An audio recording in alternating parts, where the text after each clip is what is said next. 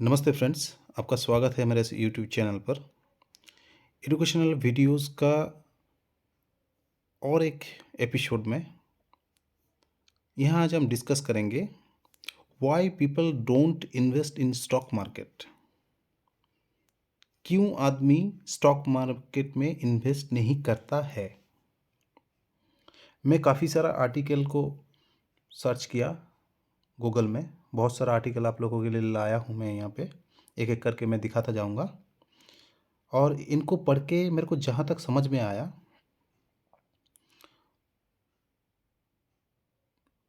इसको मैं दो तीन कैटेगरी में डिवाइड कर रहा हूँ।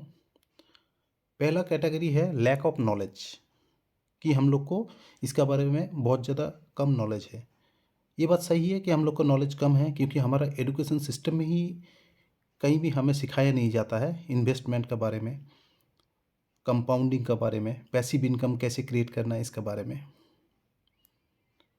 इसका बाद क्या होता है कि प्रीवियस टाइम में, आज से 10 साल पहले, 15 साल पहले, 20 साल पहले मार्केट इतना इजीली एक्सेस नहीं था, क्योंकि इतना सस्ता नेट अवेलेबल नहीं था। हर किसी का हाथ में 5G 4G मोबाइल अवेलेबल नहीं था, तो मार्केट एक्सेस नहीं था।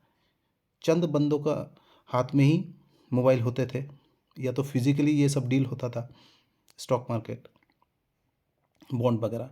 आजकल जैसे जैसे नेट एक्सेस हुआ है, मोबाइल एक्सेस हुआ है, यूट्यूब चैनल में बहुत सारा नॉलेज शेयरिंग चल रहा है इसके बारे में, तो अभी थोड़ा बहुत नॉलेज स्प्रेड हो रहा है। और बाद में भी कोई बंदा सीख नहीं पाते हैं, अपना बिजनेस में बंदा करते रहते हैं, सुबह से शाम तक एंगेज रहते हैं, या नौकरी में 9 to 5 जॉब में रहते हैं, फिर फैमिली को टाइम देते हैं, फिर ये सब सीख नहीं पाते तो करते नहीं हैं। देन सेकंड होता है गैम्बलिंग।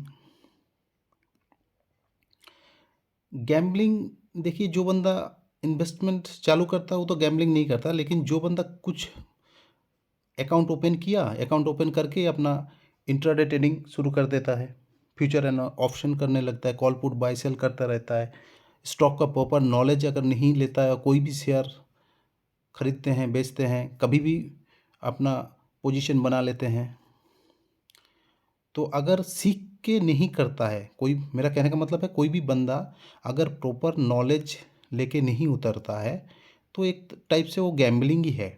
अगर आप स्टॉक मार्केट में आए हैं इन्वेस्टिंग करके लॉन्ग टर्म में वेल्थ क्रिएशन करने के लिए, तो आपको थोड़ा बहुत उससे पहले आपको स्टॉक मार्केट के बारे में नॉलेज एक्वायर करना पड़ेगा, सीखना पड़ेगा। जैसे आप लोग, कोई भी तबीयत ख़राब होता है तो डॉक्टर के पास जाते हैं, तो वो डॉक्टर भी तो एक्सपीरियंस वाला होता है ना। कोई भी नया बंदा के पास तो आप जाते नहीं है ना इंजेक्शन लगवाने के लिए, ट्रीटमेंट कराने के लिए।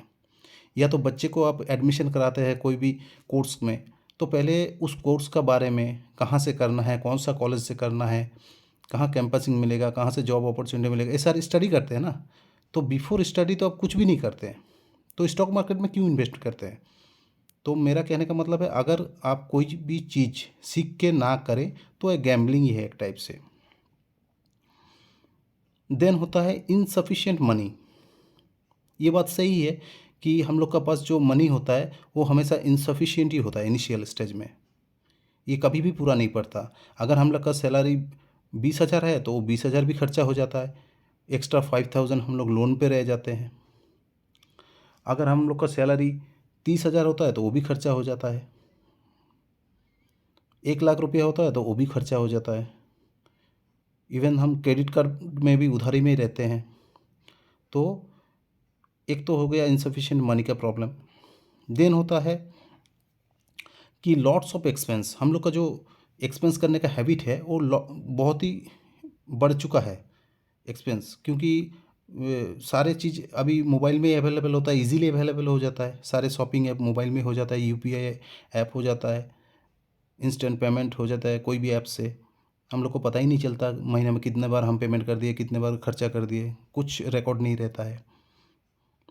इस वजह से हम लोग का सेविंग का हैबिट जो है वो भी लो हो जाता है, सेविंग का हैबिट होता ही नहीं है। तो इनसफिशिएंट मनी हमेशा हम फेस करते रहते हैं।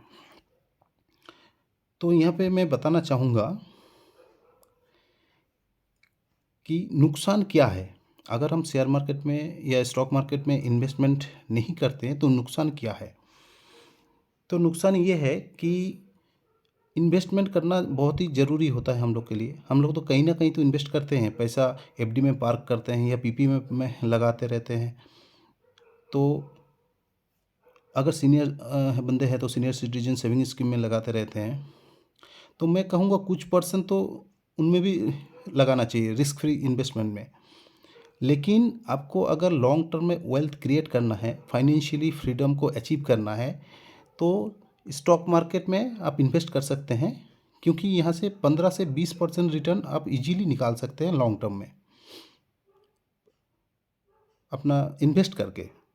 और अगर आप थोड़ा बहुत टाइम दे के स्टॉक मार्केट कैसे काम करता है ये सब सीखेंगे, एक एक घंटा ज़िंदगी का आप निकाल के टाइम देंगे, यूट्यूब से नॉलेज गेन करेंगे या किताब पढ़ के नॉलेज गेन करेंगे, उसके बाद अगर आप स्विंग ट्रेडिंग या पोजिशनल ट्रेडिंग कर सकते हैं तो मैं तो कहता हूँ 20% से ज़्यादा ही आप रिटर्न कमा सकते हैं। और इसमें आपका फाइनेंशियल फ्री भी हो सकते हैं जल्दी से जल्दी, और एक पैसिव इनकम क्रिएट करने का अपॉर्चुनिटी भी आपको मिलता रहता है इस तरीके से। तो अगर आप पूछेंगे कि अभी करना क्या है, तो मैं पहले तो बताऊंगा कि इनिशियल स्टेज में है तो पहले तो सेविंग हैबिट को आप डेवलप करें। मिनिमम अगर आप मिनिमम पैसा भी कमाते हैं, 10,000 कमाते हैं, 20,000 कमाते हैं, तो मिनिमम से मिनिमम 1,000 से रुपया से लेके 5,000 रुपया तक आप कम से कम सेविंग करें। और सेविंग करके अगर आपको कहीं भी कुछ भी नॉलेज नहीं है स्टॉक मार्केट का बारे में, शेयर का बारे में, तो मैं बोलता हूँ शेयर में तो डायरेक्ट इन्वेस्ट मत ही करिए। आप पहले बास्केट में इन्वेस्ट करिए, म्यूचुअल फंड में। म्यूचुअल फंड के बारे में पहले सीखिए, समझिए कि म्यूचुअल फंड का बहुत टाइप का होता है, कौन सा म्यूचुअल फंड में इन्वेस्ट करना चाहिए। लार्ज कैप का म्यूचुअल कैप मिल जाएगा, मिड कैप का, स्मॉल कैप का, फिर large and mid cap, flexi cap, बहुत टाइप का है। फिर डेट म्यूचुअल फंड है ना, इंडेक्स म्यूचुअल फंड, सारे टाइप का आपका म्यूचुअल फंड मिल जाएगा। पहले इसका बारे में आप नॉलेज एक्वायर करिए। अगर इसके बारे में आपको पूरा नॉलेज चाहिए तो मैं आप मेरे को नीचे कमेंट कर दीजिए, मैं धीरे धीरे इसके बारे में भी वीडियो बनाता रहूँगा आपके लिए। और 50-30-20 रूल को फॉलो कीजिए।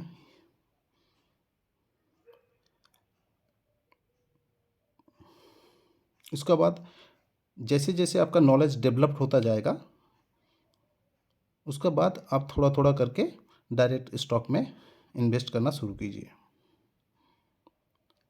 पहले ग्रोइंग सेक्टर को आइडेंटिफाई करिए, फिर ग्रोइंग सेक्टर का मार्केट लीडर को आइडेंटिफाई करिए, फिर उस पर इन्वेस्ट करिए। रैंडमली कोई भी स्टॉक में आप पोजीशन ना बनाइए।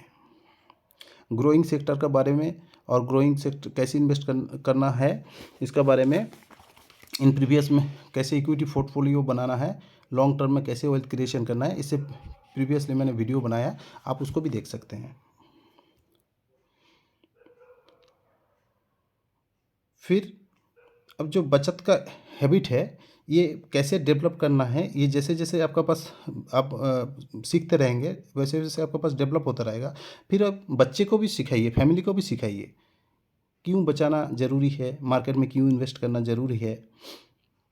अपना जो एक्सपेंस है उस एक्सपेंस को कम करिए, सेविंग को बढ़ाइए, फिर इन्वेस्ट कीजिए। इंस्टेंट ग्रेटिफिकेशन को कम करिए। जो चीज़ अभी आपको लग रहा है अभी ख़रीद लूँ, उसको 2-4 दिन डिले कीजिए, फिर देखिए आपका ज़रूरत है तो उसको ख़रीदिए, नहीं ज़रूरत है तो उसको मत ख़रीदिए। एसेट्स को ख़रीदते जाइए, लाइबिलिटीज़ को कम करते जाइए, डेप्रिशिएटिंग एसेट को ना ख़रीदें। ऐसे बहुत सारी चीज़ होता है। फिर अब बजट बना के चलिए। मैक्सिमम एक्सपेंस जो है आप कैश से करिए, इससे आपको पता चलेगा कि आप कितना खर्चा कर रहे हैं। फिर उस एक्सपेंस को आप डायरी में नोट कीजिए, फिर मंथली पे आप उसको कैलकुलेट कीजिए कि कौन सा खर्चा आपको किस तरफ जा रहा है, आप किस में ज़्यादा खर्चा कर रहे हैं, अपना वांट में ज़्यादा खर्चा कर रहे हैं ना अपना डिज़ायर में ज़्यादा खर्चा कर रहे हैं। उनको बनाइए आप अलग से कैटेगरी वाइज। ऐसे ऐसे करके अपना डेवलप कीजिए और हैबिट